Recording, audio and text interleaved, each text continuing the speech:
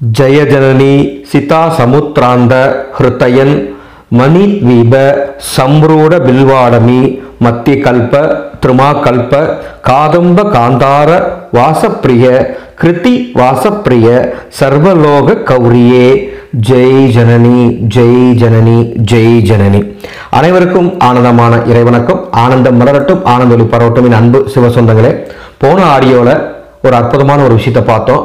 முதல்ல ஆனந்த ஒளி ஃபவுண்டேஷன் அப்படிங்கிற யூடியூப் சேனலுக்கு உங்களை அன்போடு வரவேற்கிறேன். முக்கியமான விஷயத்தை பார்த்துட்டு இருக்கிறோம். 12ஆம் வகுப்பு மாணவர்களுக்கு அதிக மதிப்பெண் எடுக்கிறதுக்கு போன ஆடியோவில் ஒரு அற்புதமான மந்திரத்தையும் பூஜையும் சொல்லியிருந்தேன். இந்த ஆடியோவில் 10ஆம் வகுப்பு மாணவர்களுக்காக, 10வது வகுப்பு படிக்கும் மாணவர்களுக்காக மாணவிகளுக்காகவும் இந்த ஒரு அற்புதமான பூஜை முறையும் மந்திரத்தை சொல்ல போற.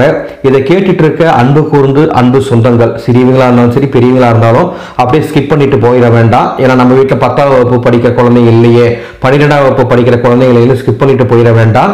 தயவு கூர்ந்து இது எல்லாருக்கும் சொல்லணும், உங்களுக்கு தெரிஞ்சவங்களுக்கு சொல்லுங்க. ஏன்னா அவங்க வீட்டில் 10ஆம் வகுப்பு 12ஆம் படிப்பு படிக்க மாணவர்கள் இருக்கலாம் இல்லையா, இந்த மந்திரம் அவங்களுடைய நல்ல மதிப்பெண் எடுக்கிறதுக்கு உதவி புரியும். அதனால ஷேர் பண்ணுங்க. எவ்வளோ விஷயங்களை நீங்கள் பகிர்றீங்க சமூக ஊடக வலைதளங்களில், Facebook, WhatsApp, Twitter, Instagram, YouTube, இன்னும் எத்தனையோ இருக்குது, பிளாக்கரு, இந்த மாதிரி எத்தனையோ விஷயங்கள் இருக்குது.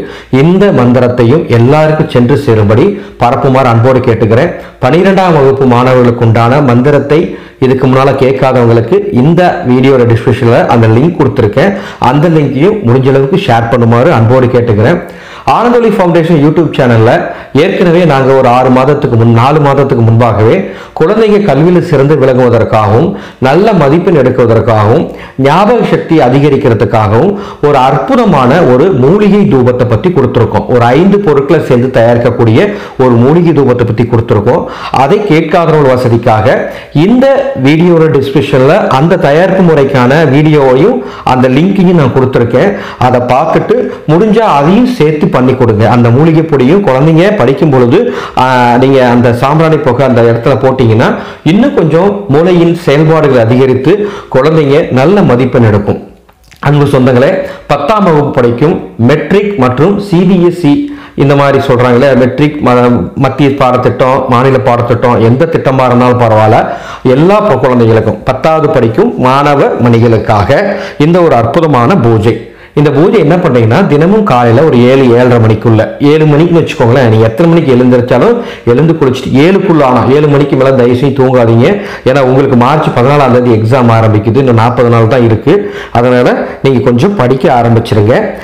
சிபிஎஸ்சிக்கு மார்ச் 7 நினைக்கிறேன். அதனால நீங்க நேரமா எழுந்து குளிச்சுட்டு வீட்டில் சுவாமி படத்தை நல்லெண்ணெய் தீபம் போடுங்க. நல்லெண்ணெய் தீபம் வடக்கு முகமாக, நல்லெண்ணெய் தீபம் வடக்கு முகமாக போட்டு நீங்க பின்வருமாறு மந்திரத்தை சொல்லணும். ஓம் நமோ மாதங்கியே போற்றி, ஓம் நமோ லலிதாம்பிகையே போற்றி, ஓம் நமோ கமலாம்பிகையே போற்றி, ஓம் நமோ ஷியாமலாதேவியே போற்றி. திரும்பவும் சொல்றேன்.